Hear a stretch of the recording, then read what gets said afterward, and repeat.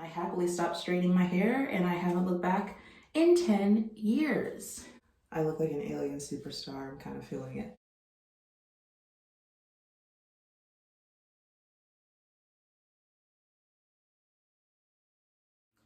Hello there, my name is Zoe Joy and welcome to my channel. In today's video, I'm going to be doing something that I didn't think I'd ever do again. After 10 long years, I'm about to straighten my hair. So I just bought a straightener. It is by Kipozi. I've been seeing some cool things about it online. This is not in any way a review or anything. Doing my hair for the first time in 10 years, and I was like, let me document it. Ooh, nice. It's cute. She's cute.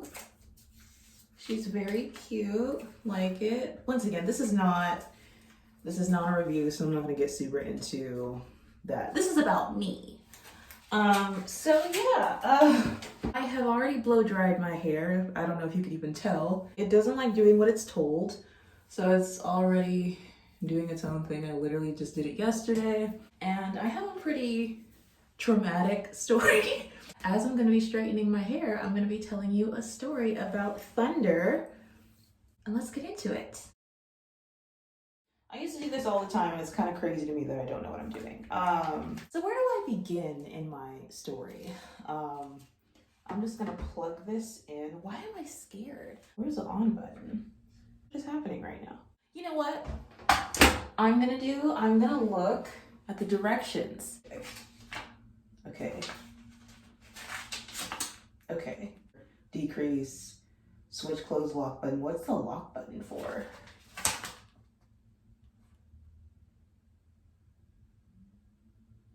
Figured out. Okay, I like that. I love the screen thing. I didn't have this back in the day when I was a youngster. So my hair has experienced a lot of change. It's had identity crisis. It's had a lot of different styles. I'm definitely that person that changes my hair often and has fun with it. I've had my hair straight, I've had it permed, I've had it natural. There was a time in my life where I was natural, but I hated my hair. It's already there, it did it.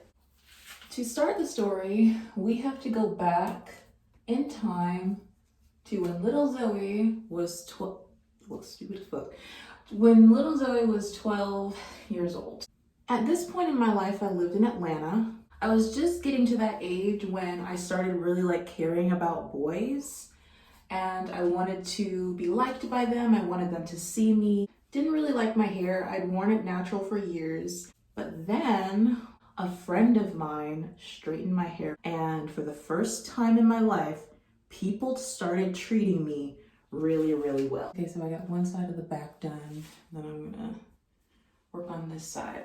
So, to continue the story, not only did people treat me well, specifically boys treated me well, and they noticed me for the first time in my life, and I was like, oh my God, is this what it's like to be pretty? And obviously that's quite damaging for, a 12-year-old girl to all of a sudden experience kindness and attention because her hair is now straight, because it's flowy, because it's, whatever. That's a brain, honestly, to basically get this messaging that, who you were naturally was not enough.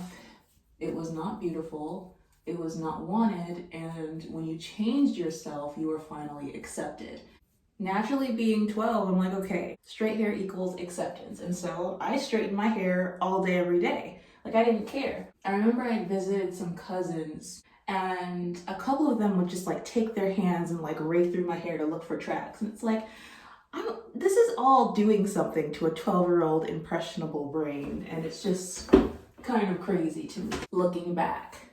I had at the time not known or understood the term of colorism or texturism or all these isms and all this anti-blackness that, a lot of us have internalized over the years. And that's what I was experiencing because my hair was longer. I recall boys asking me if I was mixed race. I clearly don't look mixed race. You can clearly tell I'm an unambiguous Black woman. But because my hair was longer, it got me this different attention because it's just so ingrained in us that Black people can't have long hair. Usually because we're bred to like permit at like 2, 3 years old, and you know, our follicles get burnt out. And that's a whole other story. And I had a conversation with my best friend at the time. We were talking about like, we were both, you know, darker skinned girls, and we were talking about like acceptance and the level of acceptance when you're darker. And we realized that the acceptance, there was like a varying levels of like privilege that we noticed. And for me, it was my hair. For other girls, it might be like their boobs, their butt, like their physical appearance. Like if you have like a really shapely body, especially in Atlanta. And so that was like the way that I was like acceptable as a darker skinned, you know, young woman. And I remember having a conversation with this boy I was kind of talking to. I was 14 at the time. I had been straightening my hair for 2 years at this point, and I was just excited to like converse with the boy. I wasn't really into him specifically, it was just, he was a boy. I was having a conversation with him and this other girl. She was like fair skinned, and he asked the girl what she was mixed with. She answered very anxiously, like, oh my god, like, well, I'm not mixed race, but I have like other races in my family. He's like, oh, okay, cool. Then he asked me, and so I said, I'm black mixed with black, and I said it very proudly, and I was raised by a mom that taught me to be very proud of who I was. And he just like jokingly said, oh, I feel sorry for you. Sorry for me? What? And so that was the first time that I started like really thinking like, what is all this? I would come to understand the terminology nowadays, but back then I was like, what is going on? And then something really sad happened. After all the time that I was straightening my hair, it got really damaged, and I couldn't straighten it anymore, and I had to go back natural, and I had to take care of my hair. And it felt like a loss because this was how I secured like kindness. From my perspective, you know, if people treat you like you're invisible until this like catalyst, you're going to look at that and think, you know, this is who I have to be for acceptance. But when I didn't have my hair anymore, once again, the way people treated me kind of changed and kind of shifted. If you're going to treat me so different because I have natural hair, like I don't want to have straight hair. I don't want to, you know, I don't want to conform myself for your acceptance. And so I happily stopped straightening my hair, and I haven't looked back in 10 years. And through that time, I've had locks, I've had many different braid styles, and I really enjoyed my hair, and I learned about the versatility of it. And I got to really connect with myself and my culture through my hair, and I just really fell in love with it. And after all this time, it's been nursed back to health. It's good. It no longer has heat damage and all that stuff. And she's thriving. So now here we are, all these years later, and I'm straightening my hair. And one might think, well, why? If you had this experience with it. Because I want to. And that's what I really like. I don't know, it's almost like freeing, because I had such an issue with it, and I ran from it for so long. Not even ran from it, I like happily just like let it go. I let go of like having straight hair, and I really embraced my natural hair. And to this day, I adore my natural hair, and I'm so happy I got to nurse it back to health after all the heat damage.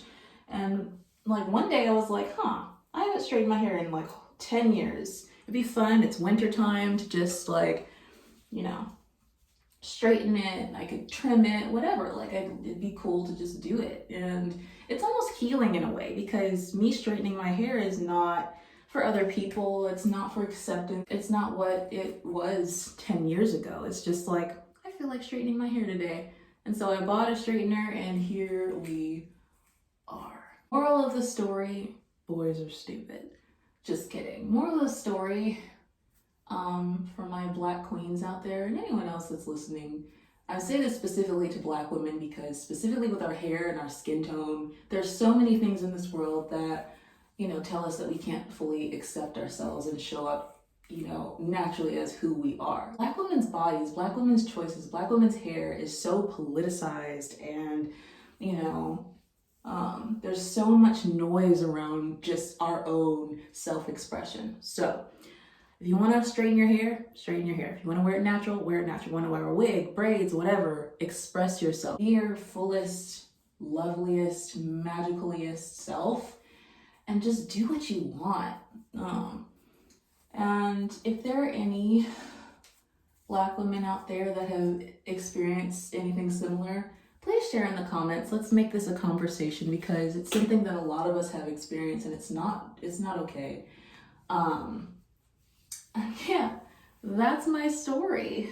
And one might say, you know, why do you have to be so extra? Why do you have to tell this whole long story just because you're straightening your hair? Well, that's just what you get on this channel. So take it or leave it. I'm gonna finish and I'm gonna come back and see what we're working with. So I did the back and I have the 2 front sections left. It's been about 2 hours. I'm ready to sit down and watch Insecure for the 5th time. I don't know if the iron's not hot enough or my hair is just not listening to me, but it puffs up really fast. I don't know if maybe it's because it's been so long. I don't know. It's not used to being straight at all. And even when I have it natural, like I let it do its own thing. I don't know, my hair just, I can comb it and then it just does its own thing. Okay, let's get some movie magic going and let's speed it up.